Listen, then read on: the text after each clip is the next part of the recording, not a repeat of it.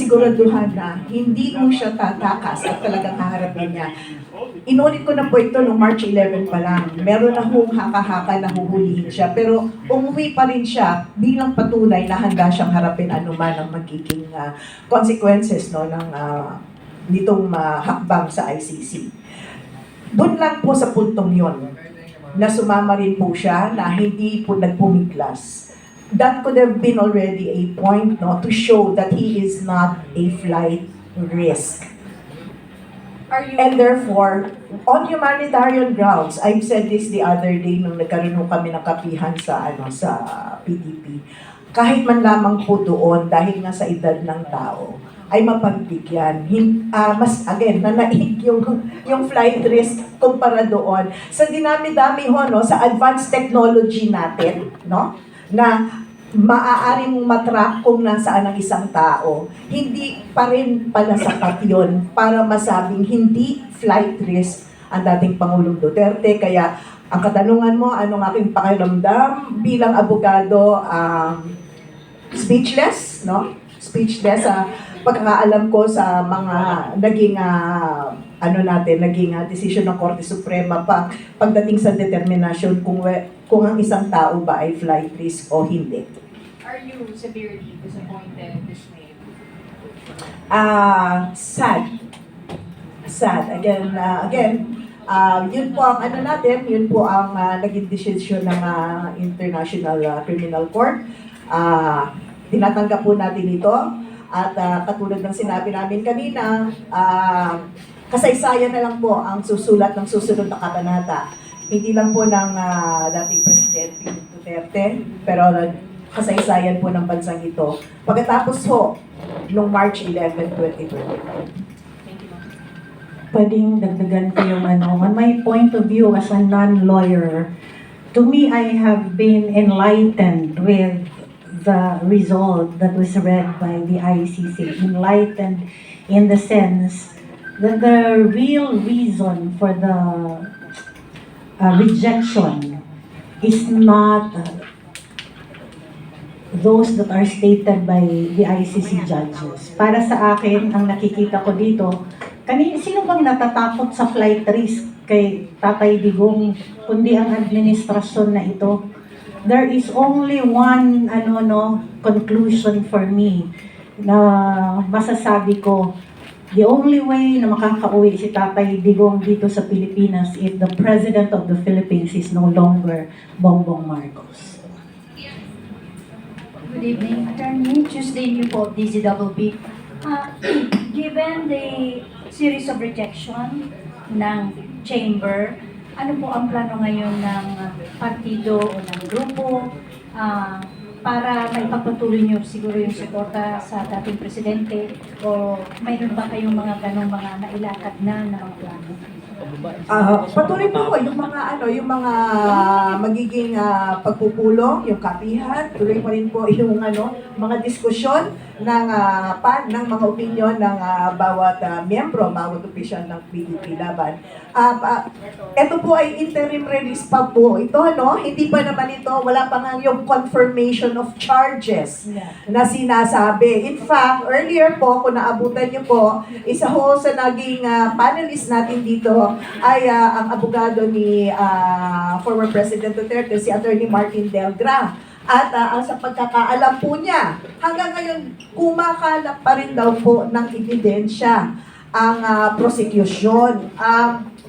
Sa konteksto po ng ating batas dito sa Pilipinas, kapag nagsamba ka na kasi ng reklamo, kumpleto ka na dapat ng ebidensya. Ngayon, nag-uumpisa ka palang magkalap. And kung tama po ba, Ka-Astra, sabi ni, tama po ba ang aking recollection, ilang buwang nakaraan, sinabi ni dating Justice Secretary Boying Remulla na wala na daw silang hawak na ebidensya kasi daw sinira na daw.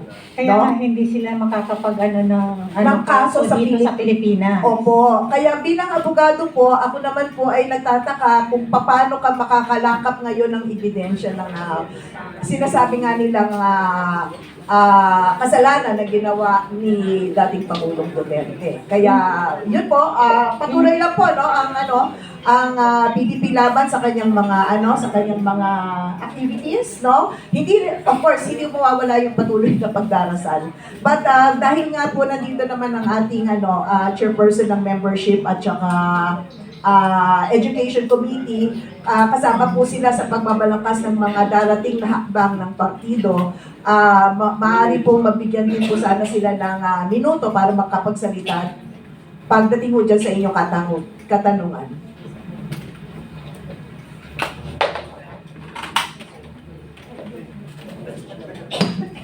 Sa lahat po na naririto, magandang gabi at salamat po sa pinakita niyong suporta sa akin pong FPRRD, kay Tatay Digong. At kanina po habang nagmamasid ako, nakita ko po yung lungkot sa mga mata ng lahat. Ganun din po kami. Gusto ko pong ipaalam sa inyo na hindi po kayo nag-iisa sa ganitong sitwasyon. Marami pong nakakaranas ng ganitong sakit, lalo't galit.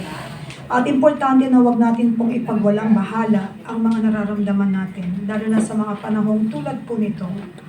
Panawagan ko po sa inyo na manatili po kayong matatag at huwag po tayong mawawalan ng pag-asa. Ang laban po ay hindi pa tapos. At kailangan natin ng pagkakaisa, determinasyon upang ipaglaban ang katotohanan at katarungan. Hindi po tayo titigil. Ang laban para sa katotohanan at katarungan ay hindi pa tapos. Ang desisyon sa ICC, tulad po ng sinabi ni Atty. Yvette, ay isang paramdam. Ngunit, wala pa po nagiging desisyon, di po ba? Parang binasa lang po yung 1, 2, and 3 na mga basis na gagamitin nila para sa magiging desisyon. So, huwag tayong mawawalan ng pag-asa. Hindi pa po ito ang katapusan. Tatayo po tayong muli at magpapatuloy na lumaban para po sa ating mga karapatan at dignidad. Dahil tandaan ninyo, kung ito po yung nangyayari sa ating minamahal na PRRD, what more po sa atin? Di po ba? Isang desisyon lamang po at kumpas ang inaantay natin, wala na to. Bakit pahirap? Bakit ang hirap kamtin?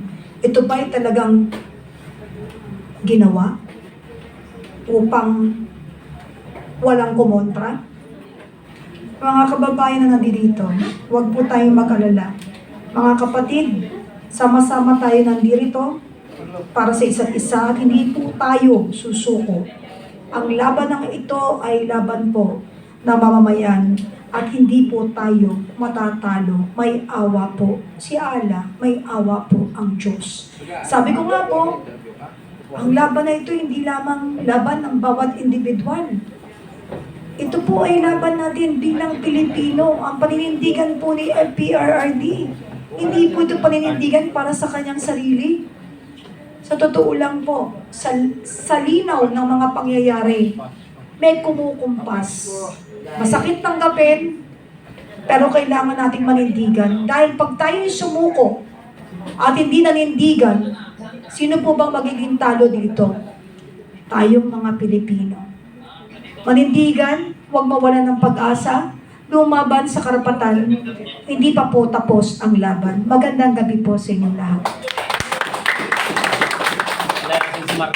Salamat po.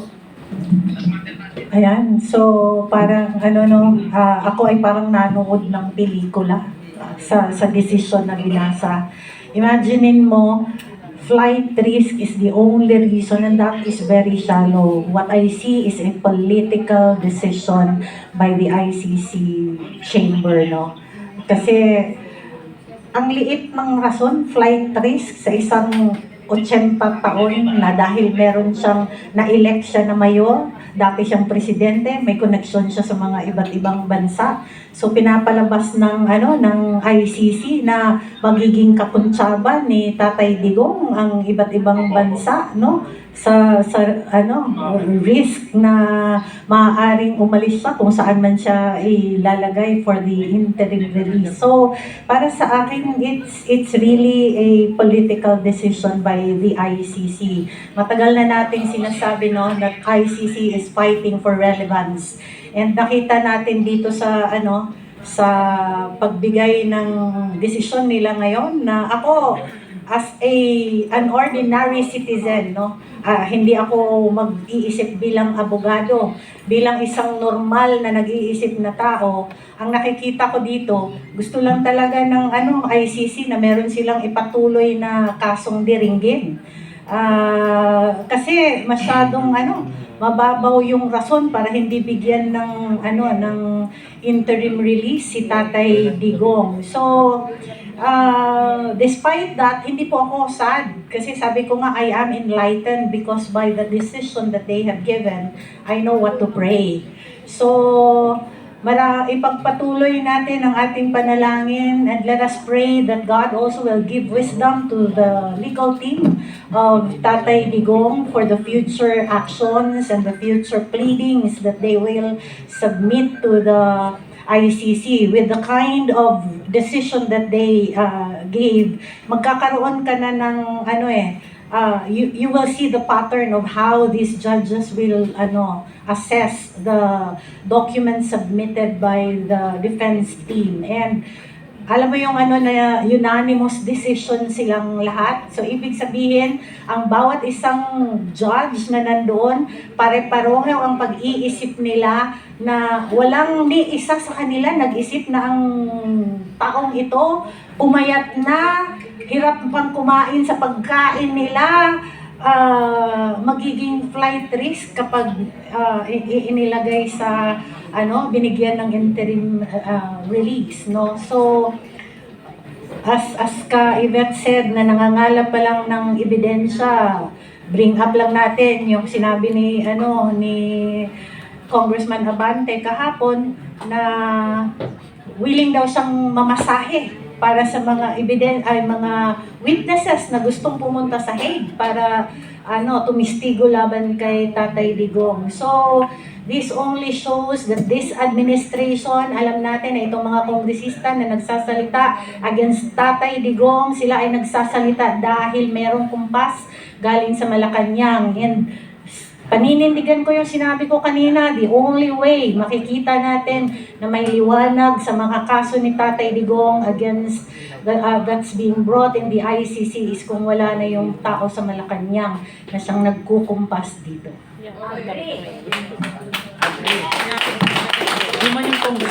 Alam nyo, mga kababayan, mga kasama ko dito ngayon, alam nyo sa totoo lang, kitang-kita naman natin kung ano ito.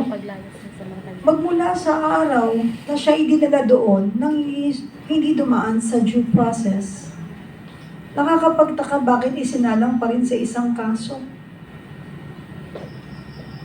Di po ba dapat questionin nila muna kung bakit dinala ikaw dito? Dapat questionin nila, bakit pinasok yan dito? Ang proseso po, mga kababayan, sa akin pong pagkaunawa, hindi man po ako abogado, ako ay malimit magtanong sa abogado. Hindi po pwedeng sila kusa na pumunta ang isang kinakasuhan o dalhin ng kinatawan ng ating bayan o bansa, si PRRD doon. Dapat sila mismo ang susundo at nagbabudget sila for that. Pero meron pong kumuha kay tatay at dinala siya doon. Kaya nga natagalan bago iharap. Bakit? Kasi hindi nga nila kaalam kung anong gagawin nila. Hindi po tayo lahat maalam pagdating sa batas nila. Pero tayo po ay Pilipino. Idaan muna natin sa batas ng Pilipino bago mo i-transfer. Pero yung usaping ICC po, sila po yung kukuha. Hindi po dadalhin doon. Simpleng salita lang po galing sa isa po ninyong kababayan na hindi abogado. Ngunit wala pong bayad magtanong pa. Ulit-ulit ko pong tinatanong yan. Masakit po sa damdamin natin bilang Pilipino, na kapwa Pilipino natin. Nilalako natin, tinatraidor natin. At kung kaya mong gawin yan, pananraidor sa ating kapwa Pilipino na nanilbihan ng tapat sa ating bayan, mas kaya rin po nilang gawin ng paulit-ulit sa atin to dahil ito'y katraidoran sa bansa. Hindi lang po sa ating mga Pilipino. Masakit, hindi ka tanggap-tanggap, ngunit kailangan hindi po tayo sumuko. Dahil pag tayo lahat natakot at sumuko, gawa ng ganyang sinasabi nila, hindi po ba dapat mas lawakan natin ang ating isip? Buksan ang inyong puso para makita ninyo yung panoramic view kung ano po talaga yung ginagawa nila at gusto nilang mangyari. Ang panghinaan tayo ng loob, ang magkibit-balikat at wag na makialam at makilahok. Alam ninyo, sa totoo lang, mga kababayan, ang ginagawa nila ay hindi tunay na para maibigay ang hustisya. Dahil unang-una, hindi ko masasabi, baka makota ko, kumbaga sa timbangan ng palengke, hindi ko nakitang tama yung panimbang nila. Dahil sa batas, laging may timbangan. Bakit pinag-antay pa tayo kung ang timbangan ay sira? Pero we are expecting this because, sabi nga kanina, isang kumpas lang ng kung sinong nagpadala doon, tapos to. Pero ang kinukumpas, pabigatin ng pabigatin at wag nang ibalik. Masakit. Bilang Pilipino, sigaw tayo ng sigaw at nananawagan ng bring him home, bring FPRRD home, samantalang sila'y sumisigaw ng bring him bones. Bakit masakit? Ang tao po makasalanan. Kung ano man po yung naging pagkukulang sa kanilang mga pangunawa, at hindi sila siguro umubra sa liderato ng ating pong FPRRD. Huwag mo namang tanggalin sa puso mo yung pagiging balanseng tao. Hindi yung palalalain yun ng palalalain. Dahil tandaan ninyo, kung sinong nagpadala doon, siya rin ang makakapagpabalik doon. Nag-aantay lang tayo sa mga we are still longing and expecting na magiging balanse ang kanilang timbangan para kahit papaano po ay maibsan talaga yung lungkot ng sambayan ng Pilipino. Yung marinig man lang natin, sabi nga nila, ang sakit nga kanina, nabasa ko po yung kay Atty. Rowena Watson. Sabi niya, okay lang, pabalikin ninyo kahit diretso sa ospital o kaya sa prison. Pero dapat sa Pilipinas siya. Dahil Pilipino tayo, bakit binigay sa kamay ng ibang bayan ang batas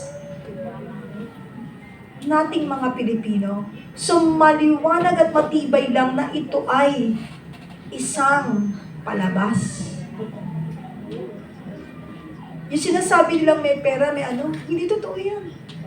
Sila ang may pera. Bakit po nag-o-offer? Sino yung nag-offer ng pera? Bante. Ewan ko kung bakit They need to do that. Why?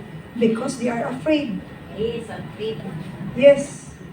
Sorry po, Congressman, pero sana po, hindi po ganyan, Congressman Abante. Hindi man yan congressman. Ay, hindi po ba Appointed of Congressman? Comelec. Appointed lang yan ng Comelec. Yan yung congressman ng Comelec. That's a different issue altogether. Di man Huwag yan na natin pong kalkalin yun kasi the problem with us, we don't stick to the issue.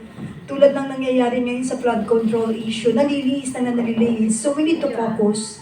Ang learning po natin ngayon mga Pilipino is we need to choose our battle to be able to win kahit po isang gyera. If lahat yan iestimahin natin, ganun po yung kinasanayan nila na alam nilang kaya nila tayong paikutin na parang tanga. Nakalimutan na nila, ang atin dapat isigaw, hindi ob-ob ang Pilipino, hindi uto-uto ang Pilipino. Kaya huwag kayong magpalihis sa mga issues nila, mag-stick po tayo sa issue ni tatay. Kasi po, yung issue ni tatay, yung pagtukod kay tatay at ilagay sa kamay ng sa kamay ng banyaga ang batas ng Pilipinas, hindi po ito tama. So sa mga kapatid natin, no, lalo na marami akong nakitang kapatid na Muslim, huwag po kayong magalit, huwag kayong mawalan ng pag-asa. Malungkot tayong lahat, syempre. Pero yung lungkot natin, para mawala yan, manindigan tayo dahil mas lalo nilang pinakita kung ano talaga yung kwento na palalabasin nila. Expected po yan. Bonus na lang kung sakaling maging positibo yung magiging resulta ngayong araw. We are expecting that. Pero may Diyos. Tayong lahat na paikot bilang tao, pero may Diyos. Sundan natin kung ano yung susunod na pag-alok ng Diyos sa mga taong traidor sa bayan, sa mga taong traidor sa kapwa Pilipino. Kaya, tulad ng sinabi ni Kaasya, gusto ko pong ipaulit kay Kaasya, na ang tanging may kumpas para matigil yan, maiba ang resulta o desisyon. Kaasya, I'll give you the floor. Ka-Raymar pa, pero balik na natin. Oo, mamaya na. Okay.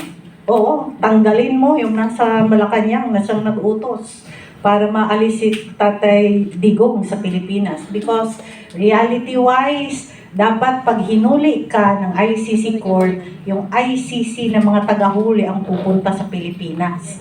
Ang nangyari dito, walang foreigner. Di ba? Natandaan niyo si Tatay Digong, anong sabi niya? Hindi ako magpapahuli sa mga banyaga.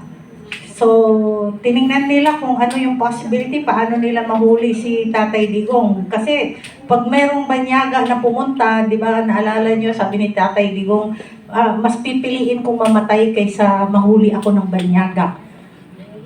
Hindi siya hinuli ng banyaga. Walang banyagang humuli sa kanya. Oh, di ba? Sino ang nandoon sa pinakita kanina na naiyak si Attorney Delgra nung inulit? Lahat Pilipino. At sinong nag-utos sa lahat ng Pilipinong nandoon na pinangungunahan ni General Torre? General Torre, the time of reckoning will come. Yan ang totoo. Alam nyo, in the Bible, bakit sinasabing, honor your father and your mother because this is right in the Lord and it will give you long life. Ang tatay, hindi lang yung physical na tatay natin.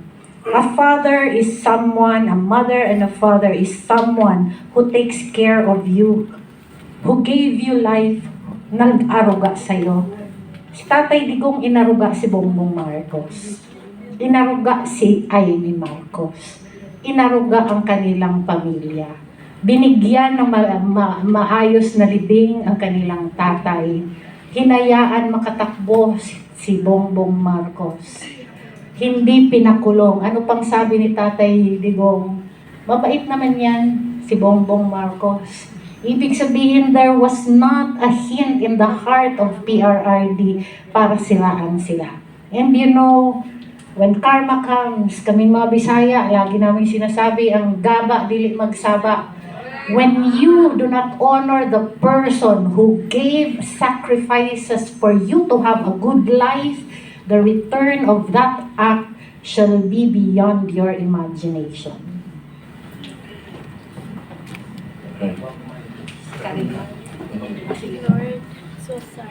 Mahal kong kababayan, ang kasaysayan, it's very important. It repeats again. Sad to say, sa ating mahal na Pangulo pa.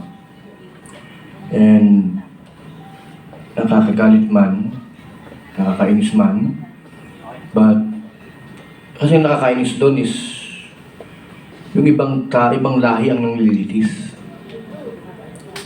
Alam mo yun ang pinakapangit doon eh. Wala nang problema kung dito sa bansa natin. Flight risk, as what attorney mentioned earlier. Flight risk, a 80-man-year-old, magkakaroon ba ng flight risk? Imagine a flight risk, if you are considered a flight risk, you could be arrested anytime with a policeman even without charges. So, I mean, sobrang grabe naman. Sana makonsensya naman kayo. Konsensya naman kayo. Look at the back, look, let's go back. Your father was buried in a proper, sa magandang libingan, in an honorable manner way of, my God. sana kahit yun lang, ano? At salamat sa Philippine Laban, tuloy na yung laban. Magandang gabi po. Mukhang ano, di ba? Hello! Hi! Kagabi pa, pinag-uusapan na natin. Dalawa lang po yung pwedeng mangyari, granted or denied. So ngayon, denied. So pasensya na po kayo if I'll be the devil's advocate. Meron pong, pagka po nasa politics ka, nasa organization ka like PDP, pagka nagpaplano ka ng eleksyon, dapat matuto ka mandaya. Hindi para mangdaya, kundi para hindi ka madaya. Diba? Remember, yan po ay ito po ay interim release pa lang, hindi pa po yung kaso. Diba? So ngayon, narinig natin, hindi natin alam kung paano pinresent ni Kaufman. Diba? Pagka kasi nagsasalita si Kaufman, sinasabi niya yung health condition. Eh wala naman pala sa state yun, yung physical condition.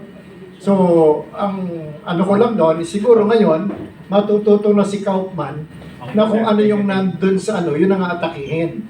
Kasi pinipresent niya sa atin na merong posibilidad daw na baka mag-grant ng chain ng ICC yung interim release because of humanitarian at saka yung health condition.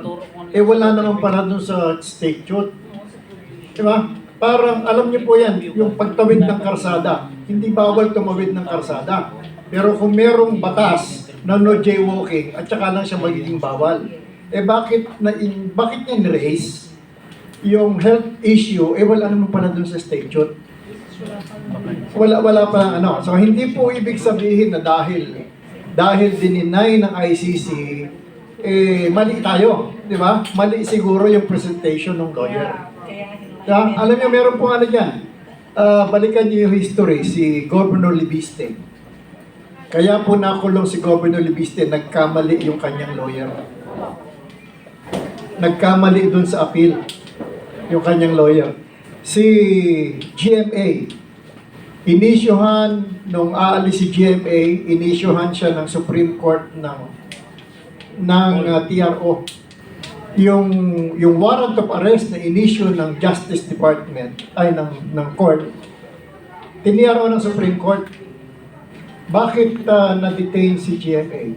Kasi nagkamali ng pag-present ng TRO. Dapat kasi yung TRO pirmado ng lawyer ni GMA. Balikan niyo po yung history. Ang ginamit ni Laila de Lima, Secretary of Justice, yung hindi pagpirma. So it's not the end of the world. Hindi po ibig sabihin na hindi binigyan ng interim release, eh may kasalanan siya. Diba? I mean, mabuti nga ngayon, marireview ni Kaufman ng mga lawyer ni PRRD yung presentation ng evidence. Kasi pagka po titirahin natin ngayon si BBM, eh parang tatawanan tayo ngayon ng kampo ni BBM, mga mo yan. Wala na silang masisi, mahina yung kanilang presentation pagkatapos isisisi sa atin. At the end of the day, sabi ko nga po, merong dahilan bakit hindi nag-appear si PRRD. Bakit siya nag-issue ng waiver na sa pagbasa kanina, hindi siya nag-appear. Meron dahilan. Nung nandun siya sa Hong Kong, bakit siya nagpunta ng Manila? Pwede naman siya mag-Davao. O kaya pwede naman siyang magbakasyon muna somewhere. Bakit? Meron siyang dahilan. And we don't know yung reasons na yun. Di ba? Bakit siya pumayag na nagpakulong samantalang pwede namang hindi. Pwede namang hindi muna siya umuwi ng Pilipinas. And kung nasa abroad siya, walang foreign police na huhuli sa kanya para na rin siya sa Hague. Di ba? So, yun po yun. Baka providential din yun. Di ba? Kasi ang purpose po natin yung dalawa. Una, pauwi si PRRD. Pangalawa, lagay sa Malacanang si BP Sara sa 2028 or before 2028. Diba? So, huwag nating pabayaan na yung small decision na yon na it seems, kasi makikigaw po kanina, error palagi nung defense, di ba? Hindi niya na-convince yung ICC. Baka kulang yung presentation niya. Pagka nakinig ka, iba yung English niya, di ba? Yun yung mahirap po sa ano. So, don't fret. Hindi po ito, hindi tayo talo dito. Di ba? Kasi in the eyes of the world, tingnan mo, yung sabi niya, sabi kanina, yun daw pagiging elected niya. Kung sana, ako yung ang presentation ko nun, kahit nangawala siya.